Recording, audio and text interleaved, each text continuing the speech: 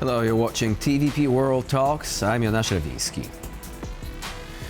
Ukraine's President Volodymyr Zelensky held talks with Turkey's leader Recep Tayyip Erdogan in Istanbul, hoping to boost mutual ties between the two countries at a time when uncertainty grips the global security environment due to the situation in the Middle East. Meanwhile, Russia continued its attacks against Ukrainian civilians, claiming more lives despite calls for a ceasefire.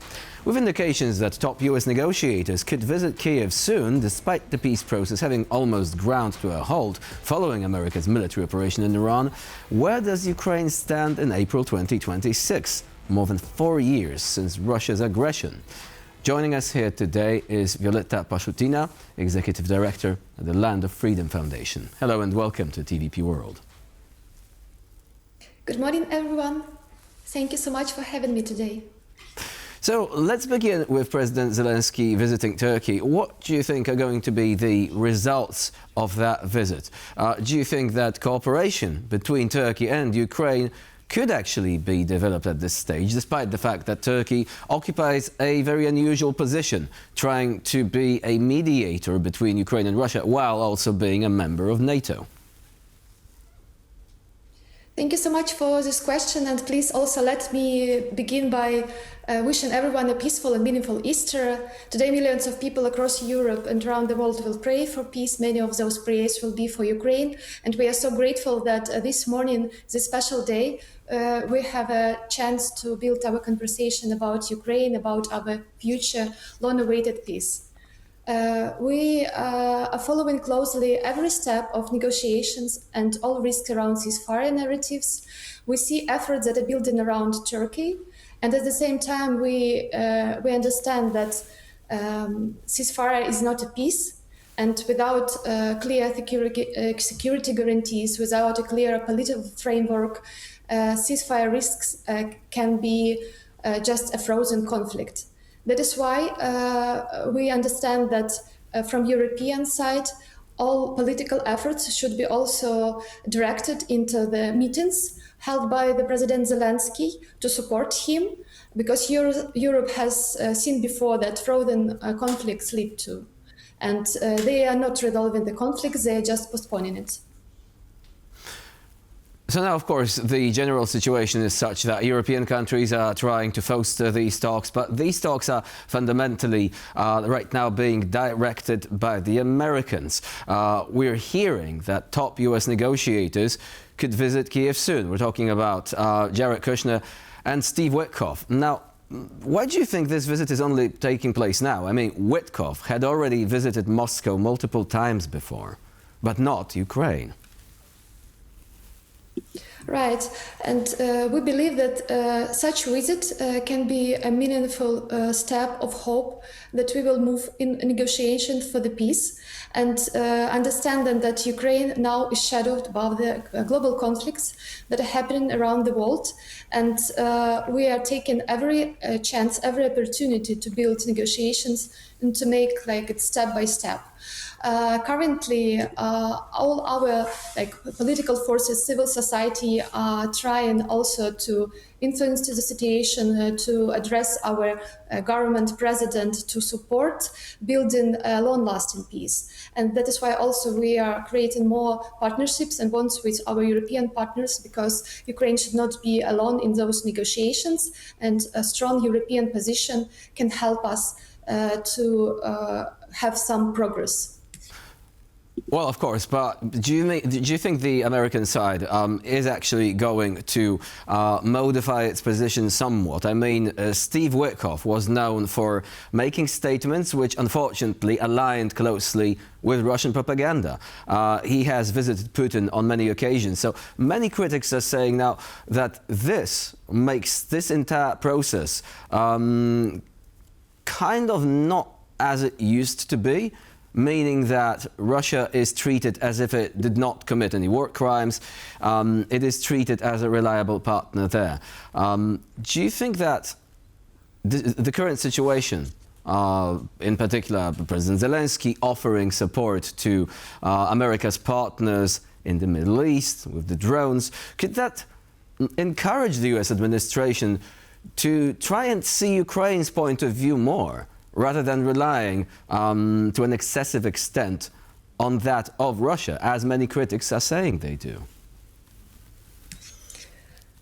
Right. We understand that the situation is so quickly developed and it is influenced by all these like global changes. And we see that the setting of the meeting, the preparations for it, is given the possibility of rebuilding of balance between Ukraine and United States. So for sure, Ukrainian side will try to take it and to progress it. At the same time, I think that for our president, for our society, we have the lines that we cannot cross. And no matter how the situation is developed globally, how the balance between the all parties involved are now, that we are requiring sustainable peace. That means for us security guarantees, respect for international law, and a long-term European framework, even within the involvement of the side of United States. Now, staying on the subject of support from European countries, from the United States at least, to the extent of supporting these negotiations, President Zelensky's top aide, Kyrylo Budanov, recently said that some of Ukraine's partners are trying to encourage Ukraine to limit its attacks on Russian energy infrastructure because of course, the situation in the Middle East, the rising fuel prices and all that. Don't you find this to be rather scandalous? I mean, Ukraine is fighting against the aggression, and one of the ways in which Russia could actually be stopped is by limiting its ability to make profit from the sale of natural resources, like oil and gas, for example. Don't you think it is a bit of a problem that, Ukraine is supposed to restrain itself in this situation?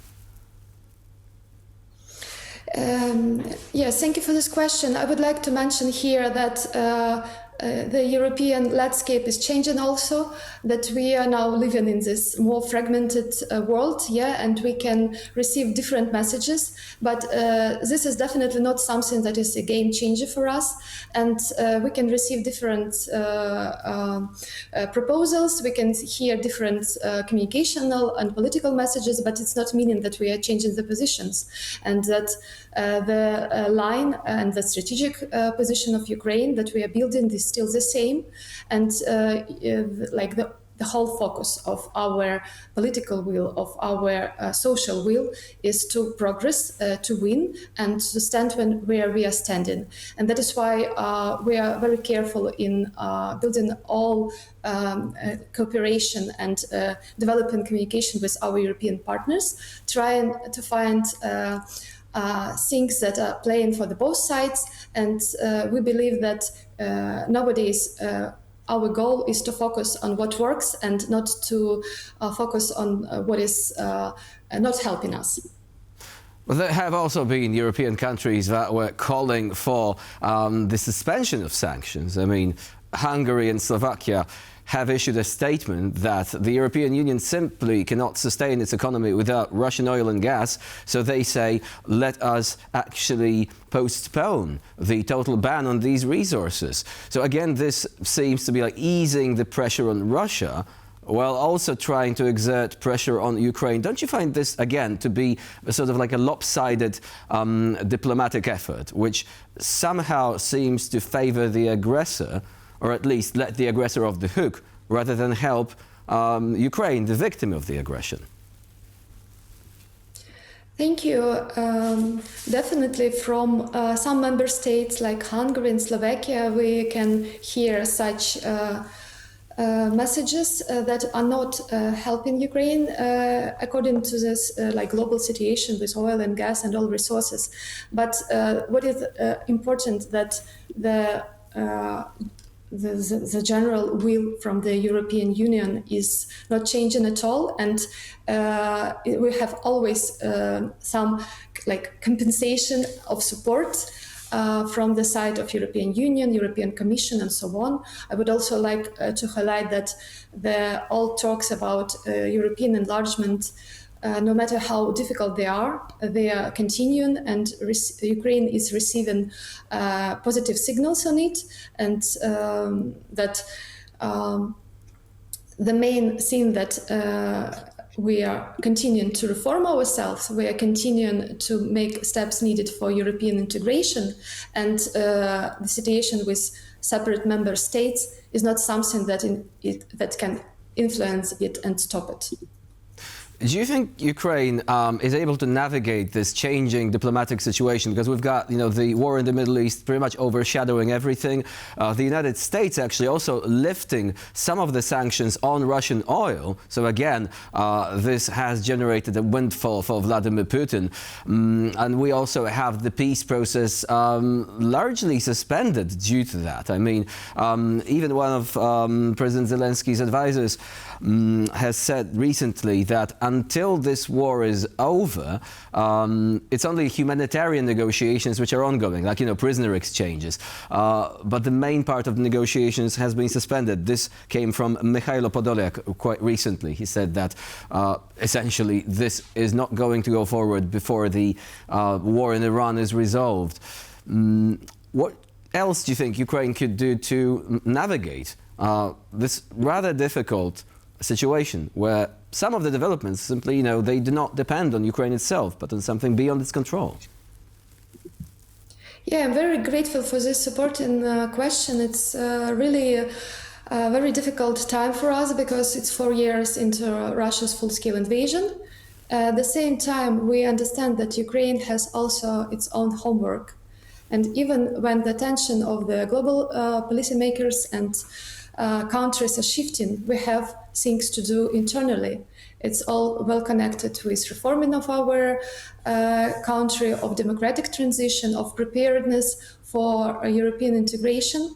That is why I think refocusing our attention, our efforts, work of our experts into building processes for the future EU enlargement is the right thing to do. Because when the attention will return back to Ukraine, when the situation hopefully will be more stabilized, we will have something to show, and we will have real progress within society. That is why I also would like to mention this Ukraine 2027 project that was mentioned earlier by the European Commission. Now we're receiving the messages that we really need reforms and peace. And as Ukraine is not totally enforced to bring peace into our land, but we can work with reforms, and this is something that we are focused on, and I think this is the best option for us now to work with them. Violetta Pashutina was our guest today here on TVP World. Thank you very much for joining us. Thank you very much. Happy Easter. And I'm Jonasz Rewiński. You're watching TVP World. Please stay with us for more latest news, updates and commentary.